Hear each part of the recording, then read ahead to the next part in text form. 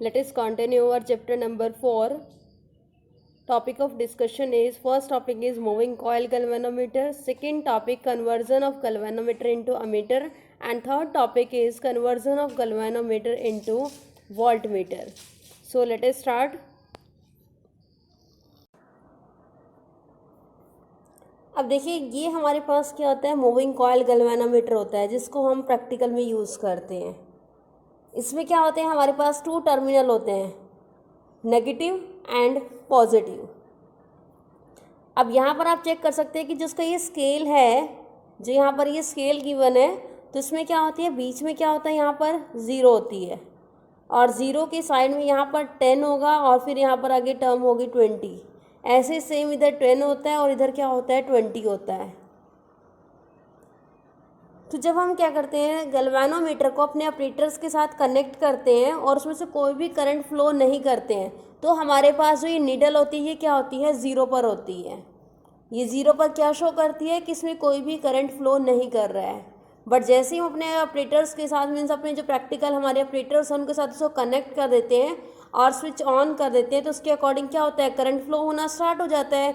और current flow होते ही फिर जो हमारे पास नीडल है, ये क्या होती है, हमारे मूवमेंट के अकॉर्डिंग ये आपकी क्या होगी, लेफ्ट साइड या फिर राइट साइड, मीन्स दोनों साइड क्या होती है, इसमें मूवमेंट स्टार्ट हो जाती है।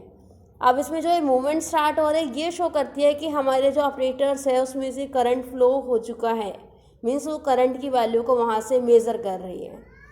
तो मीन्स जब हमारे पास क्या होगी, 0 वैल्यू होगी, मीन्स नीडल हमारी 0 पर होगी, तो वो क्या शो कर रही है कि इसमें कोई भी करंट फ्लो नहीं कर रही है। बट जैसे ही इसमें हमारे पास नीडल 10 या 20 या फिर इधर 10 या 20 पर आती है, तो उसके अकॉर्डिंग क्या होगा, उसमें करंट फ्लो स्टार्ट हो चुका है। अभी जो हमने इसकी एक्सप्लेनेशन की है, वो हमने जो उसका आउटर पार्ट है वो हमने यहाँ पर स्टडी किया है। अब हम इसके जो इनसाइड में इसके क्या क्या ऑपरेटर्स होते हैं, क्या क्या इसमें मीन्स मैग्नेट कैसे लगा होता है, वो हम अब रीड करेंगे। मीन्स अब हम इसका जो इनसाइड पोर्शन है वो रीड कर रहे हैं। मूविंग कॉइल गैल्वेनोमीटर,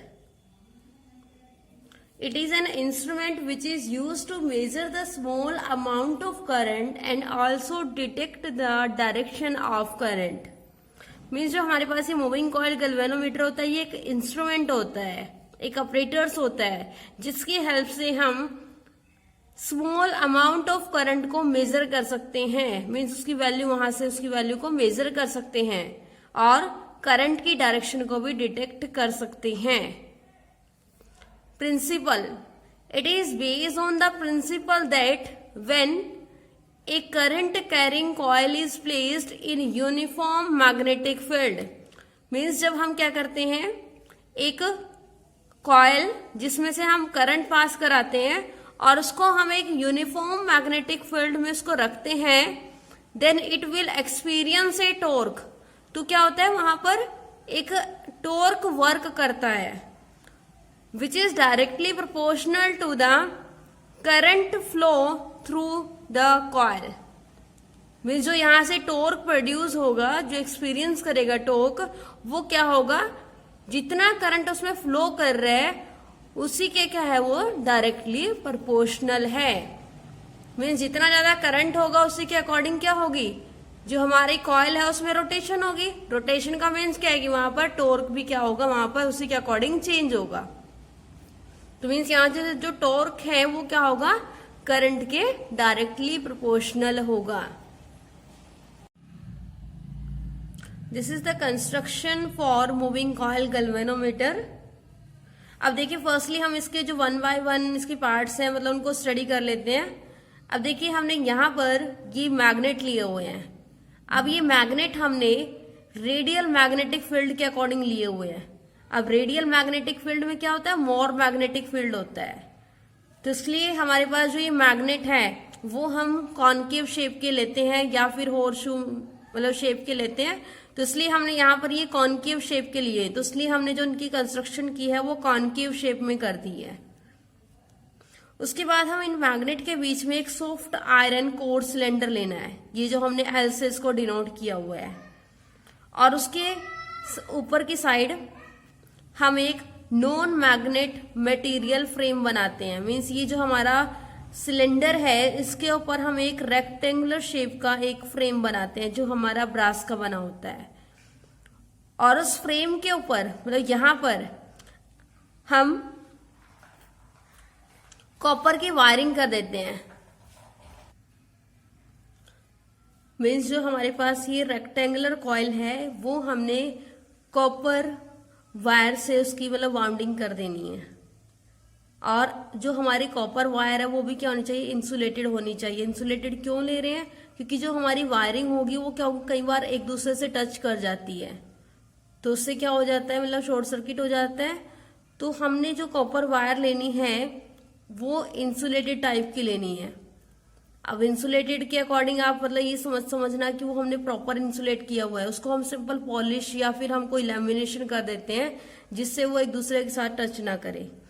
अब जो आपके पास ये रेक्टेंगुलर कॉइल है इसका जो ये लोअर एंड है वो हम एक हेयर स्प्रिंग के साथ कर देते हैं कनेक्ट, और अभी जो आपके पास ये पिक थी मैंने जो भी प्रीवियस उसमें दिखाई हुई है उसके साथ हम यहाँ पर एक टर्मिनल यहाँ T1 लेते हैं और यहाँ पर ये T2 लेते हैं। तो मीन्स जो स्प्रिंग है इसका जो वन कनेक्शन है मीन्स यहाँ से हम इसको T2 के साथ कनेक्ट कर देते हैं। जो हमारा ये पॉजिटिव टर्मिनल हो गया है, जैसे ये नेगेटिव टर्मिनल है जो हमारे पास आउटसाइड में हमको दिखाई दे रहा है। अब इसके अपर साइड में आ जाइए। अपर साइड में जो हमारी ये वायर है, जो हमारी कॉपर की वायर है, उसको हम क्या करेंगे, एक फॉस्फर ब्रॉन्जी वायर के साथ कनेक्ट कर देते हैं। मतलब जो ये वायर है वो हमारी किसकी बनी है, फॉस्फर ब्रॉन्जी वायर। और इस वायर का यूज क्यों कर रहे हैं, बिकॉज ये क्या होती है, स्ट्रांग होती है। और यहां पर हम एक मिरर लगा देते हैं, कॉनकेव मिरर। अब देखिए क्या होगा, जो हमारे पास ये फॉस्फर ब्रॉन्जी वायर है इसको भी हम क्या करते हैं, एक टॉर्जन हैंड के साथ कनेक्ट कर देते हैं। और इधर से जो ये कनेक्शन है टॉर्जन हैंड का वो हम क्या करेंगे, पॉजिटिव टर्मिनल मीन्स T1 के साथ कनेक्ट कर देंगे। और इस कंप्लीट अरेंजमेंट को हम एक बॉक्स के अंदर इनक्लोज कर देते हैं। अब देखिए जैसे ही हम अपने ऑपरेटर्स को ऑन करते हैं तो उसके अकॉर्डिंग क्या होगा, करंट हमारा फ्लो होना स्टार्ट हो जाता है। तो हमारे पास जो ये रेक्टेंगुलर कॉइल है इसमें क्या होगी, इसमें मतलब इधर हमने मैग्नेटिक फील्ड रखा हुआ है तो उसमें क्या होती है, रोटेशन स्टार्ट हो जाती है। अब जैसे इसमें रोटेशन होगी तो मीन्स वहां पर टॉर्क प्रोड्यूस हो जाएगा। अब हमने क्या किया है, इसी कॉइल की अपर की साइड हमने यहाँ पर एक निडल भी अटैच करते हैं। अब जैसे इसमें रोटेशन होती है तो सेम वे में क्या होगी, जो हमारे पास यहाँ निडल है उसमें भी क्या होती है, रोटेशन शो होती जाती है कि वो आपके पास लेफ्ट साइड जा रही है या राइट साइड जा रही है। मीन्स अगर ये कॉइल आपकी इधर राइट साइड जाएगी तो हमारे पास जो यहाँ पर निडल लगी होती है वो भी क्या जाती है, राइट साइड जाती है। और उसके बाद जब इसकी मूवमेंट क्या होगी, लेफ्ट साइड होगी, तो उसके अकॉर्डिंग क्या होगा, जो हमारी निडल है वो भी हमारी लेफ्ट साइड मूव करेगी।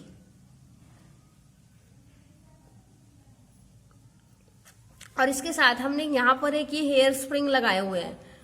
वो क्यों लगाए हुए हैं, देखिए जब हमारे पास उसमें निडल में मूवमेंट होती है, जैसे हमारे पास ये 0 है, यहाँ पर 10 है और यहाँ पर 20 है, और इधर इस साइड भी हमारे पास 10 है और यहाँ पर भी हमारे पास 20 है। तो देखिए जैसे ही हमारे करंट इसमें फ्लो होना स्टार्ट हुआ तो हमारे पास जो ये निडल है वो हम यहाँ से लेट कर लेते हैं कि वो अब 0 से कहाँ आ गई है, 10 पर आ गई है। अब एकदम से क्या होता है, हमने स्विच ऑफ कर दिया। तो जैसे हम स्विच ऑफ करेंगे तो हमारी जो निडल है वो 10 पर थी, बट अब उसमें करंट फ्लो होना क्या हो गया है, मतलब स्टॉप हो गया है। तो जो हेयर स्प्रिंग होते हैं वो क्या करते हैं, उसको 10 से क्या करते हैं, यहाँ पर रिटर्न करने में उसकी हेल्प करते हैं। जो स्प्रिंग होते हैं वो क्या करते हैं, एकदम से मूवमेंट कर देते हैं ना, आप सबने स्प्रिंग देखे हुए हैं। तो वो क्या करेंगे, यहाँ से अगर हमारी 10 पर निडल है और करंट हमारा स्टॉप हो गया है तो वो उसके अकॉर्डिंग क्या करेंगे, उसको दोबारा से 0 पर लेकर आ जाएंगे। तो इसलिए हम यहाँ पर ये हेयर स्प्रिंग यूज करते हैं।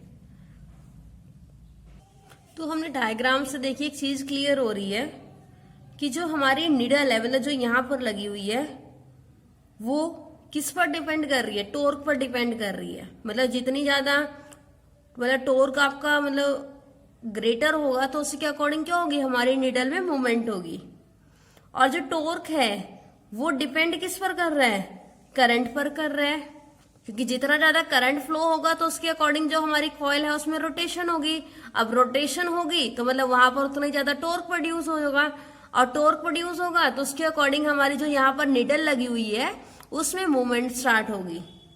तो मीन्स अगर आपके पास देखिए लेस करंट है तो उसके अकॉर्डिंग टॉर्क भी क्या है? लेस है। तो यहां से हमारे पास क्या पॉइंट क्लियर हुआ है कि जो हमारे पास यहाँ पर निडल है वो डिपेंड कर रही है टॉर्क पर, और टॉर्क डिपेंड कर रहा है जो हमारे पास रेक्टेंगुलर कॉइल में करंट फ्लो हो रहा है। तो यही सब कुछ हमने यहाँ पर कंस्ट्रक्शंस में राइट किया हुआ है, यहां से हम इसको इजिली रीड कर सकते हैं।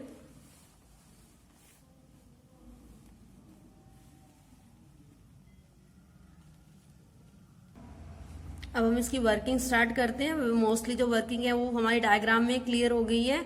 Initially the light is incident on the mirror, as a result the reflected light. देखिए स्टार्टिंग में जब हमारे पास यहाँ से करंट पास होता है तो हमारे पास क्या होगा? जो मिरर है वहां पर हमारे पास लाइट इंसिडेंट हो जाएगी। As a result the reflected spot of light is focus on the circular scale fitted in front of the mirror. अब इस मिरर के ही फ्रंट में हम क्या लगाते हैं? बाहर की साइड एक सर्कुलर स्केल लगाते हैं, जो आपको गैल्वेनोमीटर की आउटसाइड कंस्ट्रक्शन में आपने देखा है। तो वहां पर हम एक सर्कुलर स्केल लगाते हैं। द करंट, तो वहां पर वो क्या होगा? उस पर रिफ्लेक्ट हो जाएगी। मीन्स क्या है कि जो निडल है जैसे जैसे मूवमेंट स्टार्ट होगी तो वो आपको मिरर के सामने, मीन्स जो आपके पास एक सर्कुलर स्केल लगाया हुआ है वहां पर उसकी जो मूवमेंट है निडल की वो शो होना स्टार्ट हो जाएगी। The current is to be measured is pass through the galvanometer coil through terminal T1 and T2। Means अब जो हमारे पास गैल्वेनोमीटर कॉइल है उसमें हमारे पास ये टर्मिनल T1 और T2 है। इसके अकॉर्डिंग हम अपने टर्मिनल्स को क्या करेंगे? इनको अदर ऑपरेटर्स के साथ कनेक्ट कर सकते हैं और वहां से हम करंट को मेजर कर सकते हैं। तो देखिए यहाँ पर आपके पास क्या हो रही है?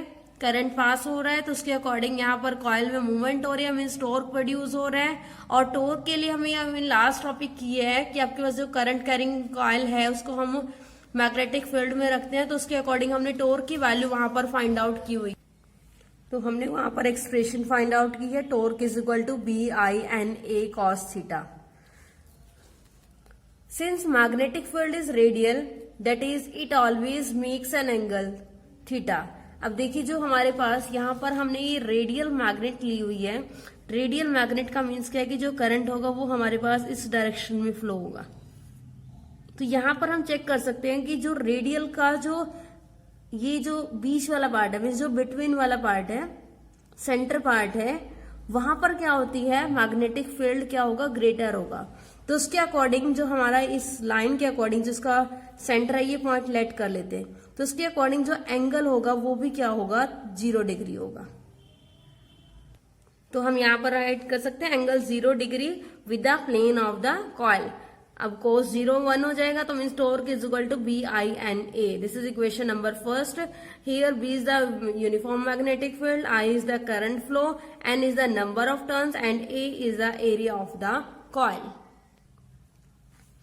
If alpha be the angular displacement produced in the coil, which is measured by the spot of light on the circular scale, then the restoring torque developed in hairspring is torque is equal to K alpha, and here K is the spring constant। अब देखिए यहां से हमने किया है कि आपके पास यहाँ पर क्या होती है? 0 होते हैं, यहाँ पर 10 होता है और यहाँ पर 20 होता है। नेक्स्ट इधर भी 10 है और इधर भी 20 है। अब हमने करंट फ्लो स्टार्ट करा दिया है तो कॉइल में मूवमेंट स्टार्ट हो गई है। कॉइल में मूवमेंट स्टार्ट होने से टॉर्क प्रोड्यूस हो गया। टॉर्क प्रोड्यूस होने से जो हमारे पास ये निडल थी वो क्या आ गई है? 0 पर आ गई है। अब 0 से इसकी जो मूवमेंट है, मतलब जैसे करंट फ्लो होना स्टार्ट हुआ तो 0 से कहाँ गया? हमारे पास 10 पर गया। अब 10 पर जाकर एकदम से करंट आपका स्टॉप हो जाए तो उसको दोबारा से क्या होता है? यहाँ पर वापिस आना होता है। जो हमारे पास निडल है उसके लिए हमने हेयर स्प्रिंग लगाए हुए हैं। तो हेयर स्प्रिंग क्या करते हैं, उसको यहां से और वापस आने में हेल्प करते हैं। तो यहां से वापस आने में यहां पर जो भी फोर्स अप्लाई किया है उसको हम बोलते हैं रेस्टोरिंग फोर्स। रेस्टोरिंग फोर्स जो हमारा यहाँ रिटर्न करने में हेल्प कर रहा है। और रेस्टोरिंग फोर्स अब किसकी हेल्प से आ रहा है, हेयर स्प्रिंग की हेल्प से आ रहा है। तो हम यहाँ पर राइट कर सकते हैं कि टोर्क इज इक्वल टू के, क्या है हमारे पास स्प्रिंग कांस्टेंट है जो हमारा इसको रिटर्न करने में हेल्प कर रहा है। और अल्फा क्या हो जाएगा, जितनी ज्यादा उसमें क्या होगी, डिस्प्लेसमेंट होगी। तो टोर्क क्या हो जाएगा, किसके डायरेक्टली प्रोपोर्शनल राइट कर सकते हैं, अल्फा के। मीन्स जितनी ज्यादा टोर्क होगी तो उसके अकॉर्डिंग क्या होगी, डिस्प्लेसमेंट उतनी ही ज्यादा होगी। तो कंपेयरिंग इक्वेशन 1 एंड 2, इक्वेशन 1 में भी हमारे पास लेफ्ट साइड में टोर्क है, यहाँ पर भी टोर्क है, और राइट साइड भी क्या हो जाएंगे, उसके इक्वल हो जाएंगे। तो मीन्स यहां से हम राइट कर सकते हैं B I N is equal to K alpha, और आई की वैल्यू फाइंड आउट कर लेते हैं के अपॉन एन बी ए और इनटू अल्फा। तो अब देखिए यहां पर हमारे पास जो ये टर्म्स है के एन बी ए, के भी क्या है, स्प्रिंग कांस्टेंट है, ये क्या है, एन क्या है, नंबर ऑफ टर्न्स है, बी मैग्नेटिक फील्ड है, और ए एरिया है। तो मतलब ये क्या है, हमारे पास सारी की सारी कांस्टेंट टर्म हो सकती है, तो इसलिए हम इसको कैपिटल जी राइट कर लेते हैं। Means G is equal to K upon N B A. अब हमारे पास यहाँ पर क्या रह गया, अल्फा रह गया, और अल्फा क्या है, एंगुलर डिस्प्लेसमेंट है। तो यहाँ से जो हमारा आई है वो किसके ऊपर डिपेंड कर रहा है, एंगुलर डिस्प्लेसमेंट के ऊपर डिपेंड कर रहा है। और एंगुलर डिस्प्लेसमेंट यहाँ से किसके ऊपर डिपेंड कर रही है, टोर्क के ऊपर डिपेंड कर रही है। तो हम यहाँ से राइट कर सकते हैं कि जो हमारे पास यहाँ पर करंट है वो डायरेक्टली किसके ऊपर प्रोपोर्शनल हो रहा है, टोर्क के ऊपर प्रोपोर्शनल हो रहा है। और यही हमारे पास क्या इसका प्रिंसिपल है। तो जितना ज्यादा करंट फ्लो होगा उसी के अकॉर्डिंग टोर्क भी क्या होगी, वहां पर उतनी ही ज्यादा प्रोड्यूस होगी, और हमारे पास जो नीडल है वो भी क्या करेगी, उसी के अकॉर्डिंग वर्क करेगी। Next topic is sensitivity. A galvanometer is said to be sensitive if large deflection is produced in it by passing small current through the galvanometer coil। एक गैल्वेनोमीटर को हम सेंसिटिव कब बोलेंगे, अगर उसमें से क्या हो, स्मॉल करंट फ्लो हो और उसमें हमारे पास लार्ज डिफ्लेक्शन शो हो जाए, तो तब उसको हम क्या बोलेंगे, सेंसिटिव बोलेंगे। अब हमारे पास क्या होता है, टू टाइप्स में होते हैं। First is current sensitivity and second is voltage sensitivity. अब हम इसकी वैल्यू फाइंड आउट कर लेते हैं। What is current sensitivity, it is defined as the ratio of, means हमने करंट सेंसिटिव यहाँ पर राइट कर दिया, सेंसिटिव मीन्स एस, और क्या फाइंड आउट करना है, करंट, तो उसके लिए हमने यहाँ पर आई राइट कर दिया। Ratio of deflection produce in the galvanometer, deflection का मीन्स क्या है कि हम यहाँ पर अल्फा राइट करेंगे, to the current flow through it, means यहाँ पर अपॉन में क्या आ जाएगा, आई। अब यहाँ पर हम आई की वैल्यू पुट करेंगे जो भी हमने लास्ट एक्सप्रेशन में फाइंड आउट की है, और उसके अकॉर्डिंग हम यहाँ से एस आई फाइंड आउट करेंगे। Next is voltage sensitivity. It is defined as the ratio of deflection produce in the galvanometer, means voltage means S V, deflection means alpha, और upon में क्या आ जाएगा, वोल्टेज अप्लाइड, तो means V. अब हमें पता है V इज इक्वल टू क्या होता है, आई आर होता है, तो means alpha upon I R. R क्या है यहाँ पर, resistance of the galvanometer coil. अब यहाँ पर हम सेम है आई की वैल्यू पुट करेंगे और उसके अकॉर्डिंग इसको सॉल्व करेंगे, और सॉल्व करके हमारे पास ये वैल्यू आ जाएगी। अब देखिए यहाँ पर आपके पास ये जो वैल्यू आई है, तो अभी अपर में जो वैल्यू है एन बी ए अपॉन के है, तो ऐसे ही सेम वैल्यू यहाँ पर है एन बी ए अपॉन के है, तो इसलिए हम इसको राइट कर देते हैं कि S V is equal to क्या हो जाएगा, एस आई, बिकॉज ये वैल्यू क्या है, एस आई के इक्वल है, और अपॉन में क्या आ जाएगा हमारे पास यहाँ पर आर। तो ये आपने फाइंड आउट कर ली है करंट और voltage sensitivity. Condition to increase the sensitivity of galvanometer, galvanometer की सेंसिटिविटी को हम इंक्रीज कैसे करवा सकते हैं, मीन्स उसकी जो डिफ्लेक्शन है उसको हम इंक्रीज कैसे करवा सकते हैं। अभी हमने करंट सेंसिटिविटी के लिए एक्सप्रेशन की है S I is equal to N B A upon K, तो मीन्स यहां से अगर हम फर्स्ट नंबर ऑफ टर्न्स को इंक्रीज कर दें, मैग्नेटिक फील्ड को इंक्रीज कर दें, एरिया इंक्रीज कर दें, और जो स्प्रिंग कांस्टेंट है उसको हम डिक्रीज कर दें, तो उसके अकॉर्डिंग हम यहां से उसकी सेंसिटिविटी को इंक्रीज कर सकते हैं। Conversion of galvanometer into ammeter.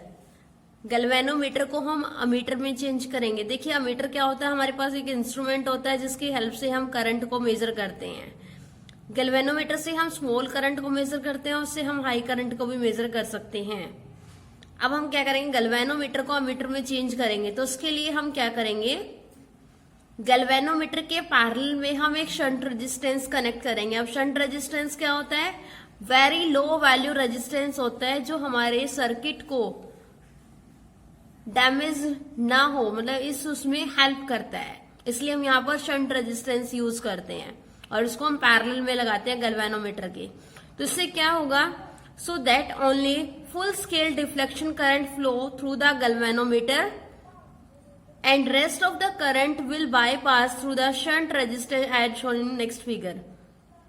तो इससे क्या होगा, जो यहां से करंट प्रोड्यूस होगा तो कुछ करंट तो क्या होगा हमारा गैल्वेनोमीटर से मतलब पास हो जाएगा, जो हमारी डिफ्लेक्शन है वो शो हो जाएंगी, और जो हमारा रेस्ट करंट है वो शंट रेजिस्टेंस में से क्या हो जाएगा, पास आउट हो जाएगा। अब हमने जो ये शंट रेजिस्टेंस यूज किया है इसकी हम वैल्यू फाइंड आउट कर लेते हैं। तो इससे पहले हम कंस्ट्रक्शन कर लेते हैं कि हमने यहाँ से करंट आई पास करवाया है और यहाँ पर हमने यहाँ पर एक गैल्वेनोमीटर लगाया है और गैल्वेनोमीटर के पैरेलल में हमने यहाँ पर ये शंट रेजिस्टेंस लगाया है। तो गैल्वेनोमीटर के अकॉर्डिंग ये क्या हो जाएगा, आरजी हो जाएगा। आरजी क्या है, रेजिस्टेंस ऑफ गैल्वेनोमीटर कॉइल।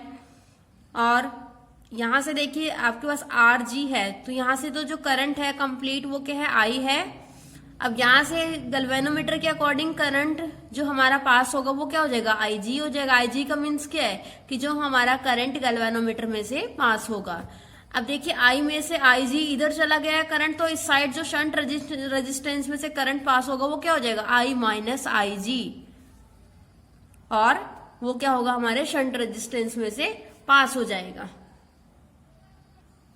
तो अब ये जो हमारे पास पोर्शन है मीन्स जिसमें हमारा गैल्वेनोमीटर है, गैल्वेनोमीटर के पैरेलल में हमारे पास शंट रेजिस्टेंस है, इसको हम बोलेंगे कि अब आपके पास ये क्या कर रहा है, एज ए अमीटर वर्क कर रहा है।